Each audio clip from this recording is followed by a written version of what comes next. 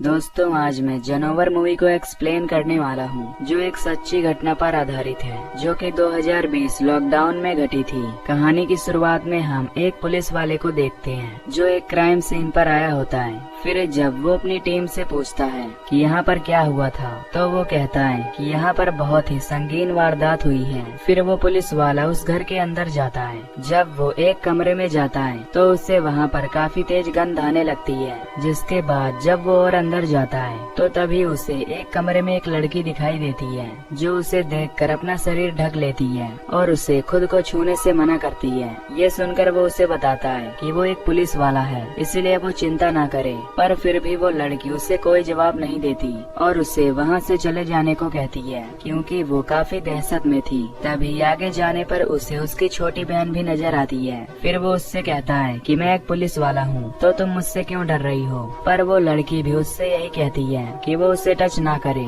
अब ये देखकर वो कंफ्यूज हो जाता है कि यहाँ पर हुआ क्या है। फिर जब वो बेडरूम में जाता है, तो उसे वहाँ पर उन दोनों की माँ दिखती है, जो उससे कहती है कि वो भगवान के लिए उसे छोड़ दे। अब ये देखकर वो पुलिस वाला काफी हैरान हो जाता है। फिर वो उस छोटी लड़की के पास जाता है और उससे पूछता है कि यहाँ पर हुआ क्या था। तभी वो लड़की उसे बताती है कि उसका नाम हॉरिन है और पिछली रात को उसका बर्थडे था। फिर हम उसके बर्थडे के एक दिन पहले का सीन देखते हैं, जहाँ हॉरिन अपने भाई के पास जाती है, जो कि बोल और सुन नहीं सकता था। इसके बाद वो अपनी माँ के पास जाती है और उनसे कहती है कि आज उसका बर्थडे है, तो वो उसके लिए बड़ा सा केक लेकर आए। इस पर उसकी माँ कहती है कि तुम्हारा बर्थडे कल रात को 2:30 बजे मनाया जाएगा, क्योंकि तुम 2:30 बजे ही पैदा हुई थी। अब रात में दोनों माँ बेटी बर्थडे की तैयारियां शुरू कर देती हैं। तभी उसकी माँ को उसके हस्बैंड का कॉल आता है, जो कि जॉब के लिए मलेशिया गया हुआ था। वो उससे कहती है कि काश तुम भी यहाँ होते।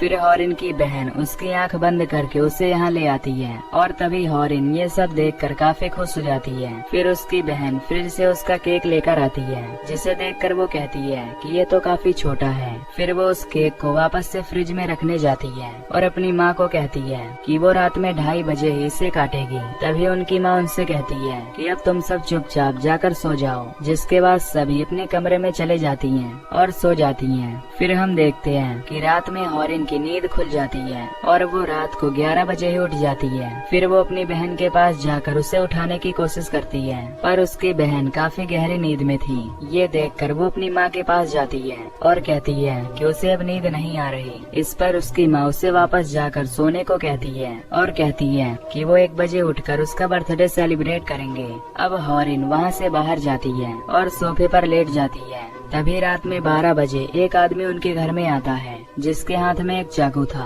और उसने अपना मुंह ढक रखा था ताकि उसे कोई पहचान न पाए। फिर जब वो देखता है कि हॉरिन सोई हुई है, तो वो तुरंत जाकर दरवाजा खोल देता है, जिससे उसके सभी साथी भी अंदर आ जाते हैं, जिनके हाथ में हथियार थे। दरअसल इन्हें पता चलता है कि इस घर में 20 लाख रुपए हैं और ये उन्हें ही चुराने आए होते हैं। उनमें से एक लड़का था और उसका फादर भी यहाँ आया था, जो कि यहाँ उन सभी का लीडर था। तभी वो लड़का उससे कहता है कि उनकी एक बड़ी बेटी भी है, जो कि काफी सुंदर है, इसीलिए वो उसके साथ एक बार करना चाहता है। इस पर वो कहता है कि एक बार उन्हें वो पैसे मिल जाएं, फिर वो उनके साथ जो चाहे कर सकते हैं। जिसके बाद सभी मिलकर उन पैसों को ढूंढने लगते हैं। फिर वो हॉरिन के मुंह को बांधकर उसे कैद कर देते हैं। जिसके बाद वो उसकी माँ के कमरे में जाते हैं और उसके दरवाजे का लॉक तोड़कर अंदर घुस जाते हैं। अंदर जाकर वो देखते हैं कि उनकी माँ अपने बेटे को लेकर सोई हुई है। फिर वो सभी उस कमरे की तलाशी लेते हैं, लेकिन उन्हें वहाँ पर कोई भी पैसे नहीं मिलते। तभी उनका लीडर कहता है कि वो उस लेडी को उठाएं और उससे पूछें कि उसने वो पैसे कहाँ छुपाए हैं। फिर वो उसकी माँ को हथियार दिखाते हैं और पूछते हैं कि वो पैसे कहाँ हैं। इस पर उसकी माँ उनसे हाथ जोड़ने लगती है, लेकिन वो लुटेरे उसकी एक नहीं सुनते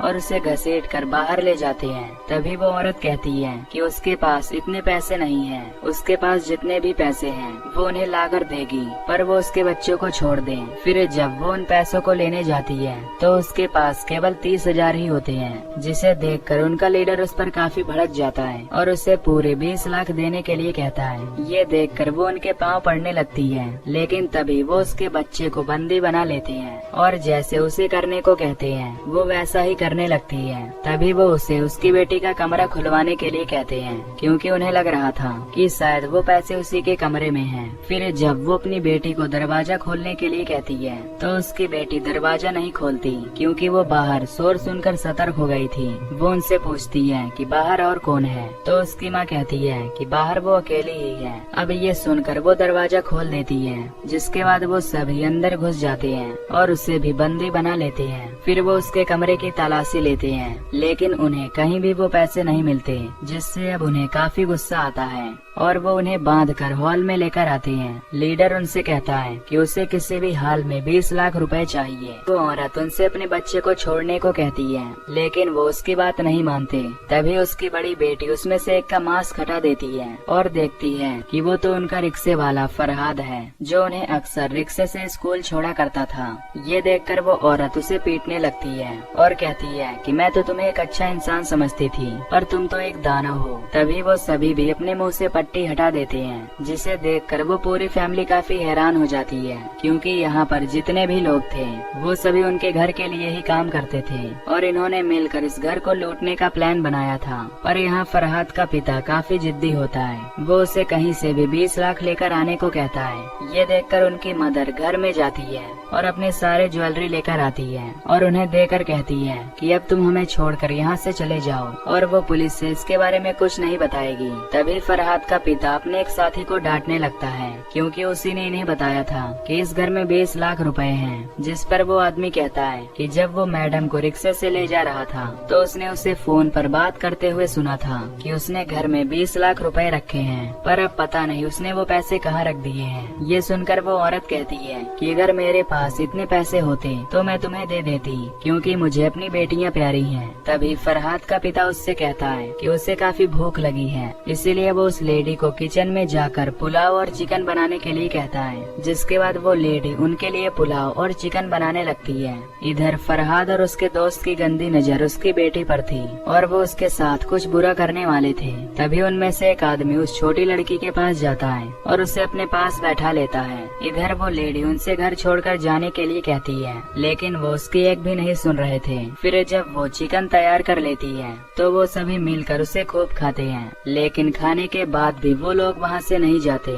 तभी फरहाद का पिता उसकी माँ के पास आता है और उसे और उसकी बेटी को साड़ी पहनकर तैयार होने को कहता है और उन्हें अपने सामने डांस करने के लिए कहता है। अब ये सुनकर उससे गुस्सा आ जाता है और वो कहती है कि तुमने तो सब कुछ लूट ही लिया है, तो चुपचाप यहाँ से चले जाओ। ये सुनकर फरहाद का पिता उसे बुरी तरह पीटता है और फिर उसे उसके रूम में ले जाकर बेड पर पटक देता है। फिर वो उसे एक साड़ी निकाल कर देता है और उसे जल्दी से तैयार होने को कहता है। फिर वो उन्हें जबरदस्ती वो साड़ी पहनवाते हैं और उनसे डांस करवाते हैं। जिसके बाद फरहाद का पिता उसकी माँ को अपने रूम में ले जाता है और वो सभी उसकी बहन को एक दूसरे रूम में ले जाते हैं। जिसके बाद वो एक एक करके उन सभी का शोषण करते हैं। तभी एक आदमी उस छोटी लड़की के पास आता है और उसे भी नहीं छोड़ता। अब प्रेजेंट में हम देखते हैं जहाँ वो पुलिस वाला ये सारी घटना सुनकर काफी हैरान होता है। फिर वो हॉल में जाकर सिगरेट पीने लगता है ताकि उसका स्ट्रेस कम हो सके। तभी वहाँ पर उसका साथी आता है और उससे कहता है कि यहाँ पर 4 फैमिली मेंबर थे,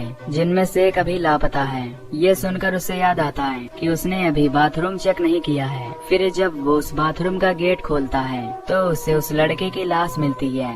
ये देखकर उसकी हालत खराब हो जाती है। इसके बाद जब वो फिर से उन कमरों में जाता है तो अब उसे उन सभी की लाश मिलती है। ये देखकर वो काफी घबरा जाता है, क्योंकि वो ये सब इमेजिन कर रहा था और वो सभी डेड बॉडीज उसे अपनी कहानी बता रही थी। फिर वो अपनी वाइफ को कॉल करता है और पूछता है कि वो अभी कहाँ है। इस पर वो कहती है कि वो अभी एक शॉपिंग मॉल में आई है। ये सुनकर वो उससे तुरंत अपने बेटे को लेकर घर आने को कहता है और कहता है कि दरवाजे को अच्छी तरह बंद कर देना और किसी का भी जवाब मत देना। तभी उसका साथी कहता है कि इन तीनों का काफी बुरी तरह शोषण हुआ है। तभी हमें दिखाया जाता है कि उसके बाद क्या हुआ था। इन तीनों ने मिलकर उनका बुरी तरह शोषण किया। तभी फरहाद का पिता उनसे कहता है कि अब इससे बचने का केवल एक ही रास्ता है, उन्हें इन लोगों को जान से मारना होगा, नहीं तो ये पुलिस को सब कुछ बता देंगे। ये सुनकर वो सभी हैरान हो जाते हैं और कहते हैं कि वो मर्डर नहीं कर सकते, पर फरहाद का पिता उन सभी को फोर्स करता है। जिसके बाद वो उस लेडी के रूम में जाते हैं और उसका गला काट कर उसे मार डालते हैं। फिर वो उसकी बेटी के रूम में जाती हैं और वो उसका भी गला काट देती हैं। तभी फरहाद का पिता उस आदमी को उस छोटी बच्ची को निपटाने के लिए कहता है, जिसके बाद वो आदमी जाकर उस लड़की का भी गला काट कर उसे जान से मार डालता है। इसके बाद वो कहते हैं कि अब उन्हें यहाँ से चलना चाहिए, लेकिन तभी फरहाद का पिता कहता है कि उन्हें उस छोटे लड़के को भी मारना होगा, क्योंकि वो कोई भी सबूत नहीं छोड़ सकते। फिर वो उस छोटे बच्चे को लेकर उस बाथरूम में जाता है और स्टैप करके उसे मार डालता है। इसके बाद ये सभी अपने खून साफ करते हैं और वहाँ से भाग जाते हैं और ये मूवी यहीं पर खत्म हो जाती है। तो दोस्तों, अगर आपको ये मूवी की एक्सप्लेनेशन पसंद आई हो तो वीडियो को लाइक और चैनल को सब्सक्राइब कर देना। बाकी मैं मिलूंगा आपसे अगली वीडियो में। Till then take care, love you, bye bye.